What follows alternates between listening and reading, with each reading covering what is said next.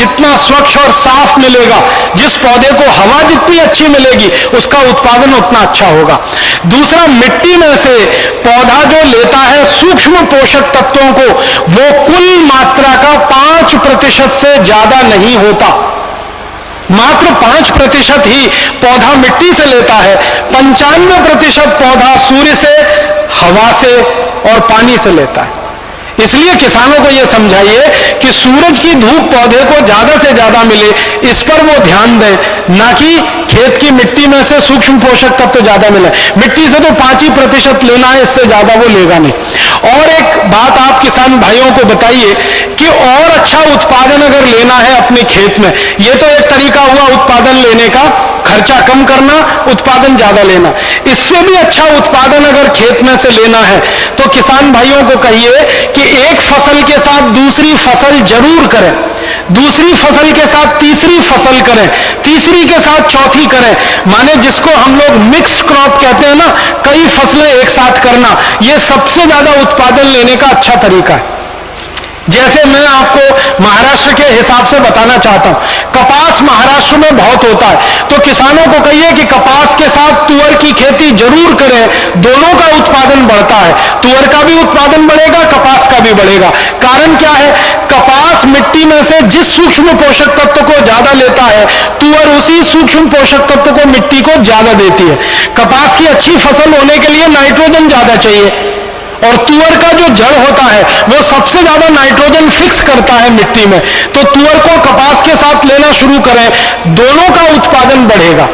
इसी तरह से गेहूं के साथ ऐसी दूसरी कई सारी फसलें हैं जो हमारे किसान कर सकते हैं। जैसे गेहूं के साथ सरसों बहुत अच्छे से होता है, सरसों का भी उत्पादन ज्यादा मिलता है, गेहूं का उत्पादन भी ज्यादा मिलता है। और मेरे से ज्यादा ये बात तो किसान जानते हैं, सैकड़ों साल से वो खेती कर रहे हैं। उनको कहिए कि 50 साल पहले आप जो जो फसलें एक दूसरे के साथ मिक्स करके करते थे, वो सब शुरू कर दीजिए, तो सबसे ज्यादा उत्पादन उसी में मिलता है और मिट्टी का सुधार सबसे ज्यादा उसी में होता है।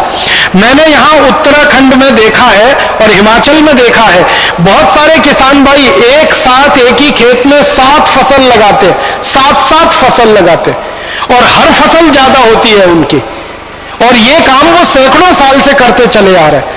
तो इसी तरह के किसान भाई हमारे पूरे भारत देश में एक साथ कई फसलें लगाएंगे अपने खेत में, तो उससे उनको बहुत लाभ होने वाला है। और एक भ्रम हमारे किसानों का दूर हो जाए तो बहुत ही अच्छा है। किसानों को निवेदन ये करना है कि ये गोबर गोमूत्र का जो खाद हम खेत में डालेंगे, इस खाद की मदद से पानी बहुत कम खेत को लगता है।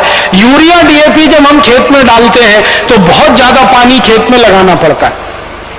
मैं एक उदाहरण से समझाता हूं, अगर यूरिया डीएपी से गेहूं की खेती करें तो कम से कम पूरी खेती को करने में 5 से 6 बार पानी देना पड़ता है, लेकिन गोबर और गोमूत्र से गेहूं की खेती करें तो 3 बार और 2 बार पानी देने में ही बहुत अच्छी भरपूर खेती हो जाती है।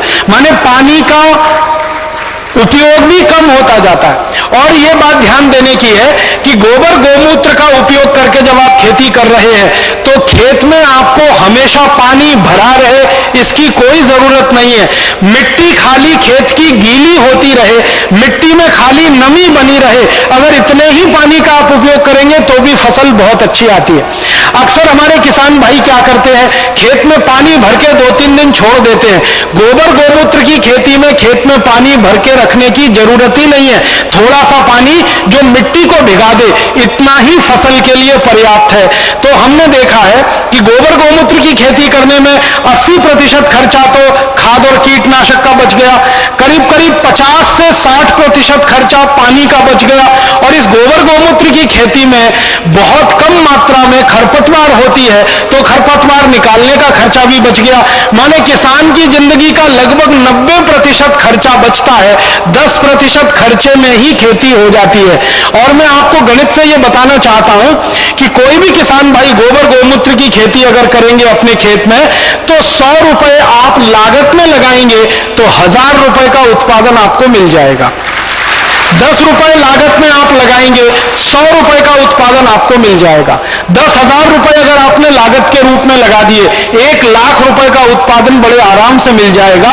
अगर मुनाफे का प्रतिशत निकालेंगे तो गोबर गोमूत्र की जो विषमुक्त खेती है, जहर मुक्त खेती है, इसमें 900% मुनाफा बहुत आराम से होता है, जो दुनिया के किसी भी दूसरे धंधे में ईमानदारी से नहीं हो सकता।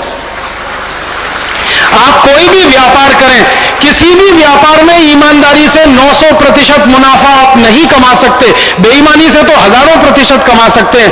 खेती और खेती मात्र एक ऐसा व्यवसाय है जिसमें गोबर गोमूत्र का उपयोग करके, जानवरों के मूत्र का उपयोग करके, जानवरों के मल का उपयोग करके आप 900% मुनाफा कमा सकते हैं। और यह मुनाफा पूरे देश में टैक्स फ्री है, इस पर कोई इनकम टैक्स नहीं है, तो सरकार का झगड़ा और झंझट भी नहीं है। मैं तो आप सब लोगों को एक विनती ये करूंगा कि अगर आपके घर में थोड़ा भी पैसा है, अतिरिक्त रूप से थोड़ा भी पैसा अतिरिक्त रूप से है, भले आपने गहने खरीद के रखे हो, भले किसी कंपनी के शेयर खरीद के रखे हो, भले आपने बॉन्ड्स में पैसा लगा रखा हो, वो सब निकाल लीजिए। जितना जल्दी हो खेत खरीद लीजिए, 1 एकड़ ले लीजिए, 2 एकड़ ले लीजिए, 5 एकड़ ले लीजिए और गोबर गोमूत्र की खेती पर आ जाइए। भविष्य आपका ही है, क्योंकि आने वाले समय में हजारों आरोग्य केंद्र खुलेंगे, वहां गोबर गोमूत्र का गेहूं, चावल, चना, दाल, सब्जियां उपलब्ध होंगी, तो ये केंद्र तो खुल जाएंगे बहुत जल्दी, लेकिन पैदा करने वाले कहां से आएंगे? वो आप में से ही तैयार होंगे, तभी उनकी पूर्ति हो पाएगी। तो आप उत्पादन करना शुरू कर दीजिए। परम पूजनीय स्वामी जी के आशीर्वाद से ये केंद्र जो चलेंगे वो बिक्री करना शुरू कर देंगे। उत्पादन आप करें, बिक्री पतंजलि योगपीठ या भारत स्वाभिमान की तरफ से हो, तो उत्पादक और विक्रेता दोनों एक दूसरे के बंधन में ऐसे बंधे कि दुनिया की कोई ताकत हमें न तोड़ सके। और हम जो विश्व विजय के अभियान पर निकले हैं, अपने अभियान को पूरी तरह से सफल कर पाए। मैं एक आखिरी बात कहना चाहता हूं, वो ये कि भारत में आजादी की लड़ाई जब हुई, तो इस आजादी की लड़ाई में आपको शायद ये जानकारी है कि सबसे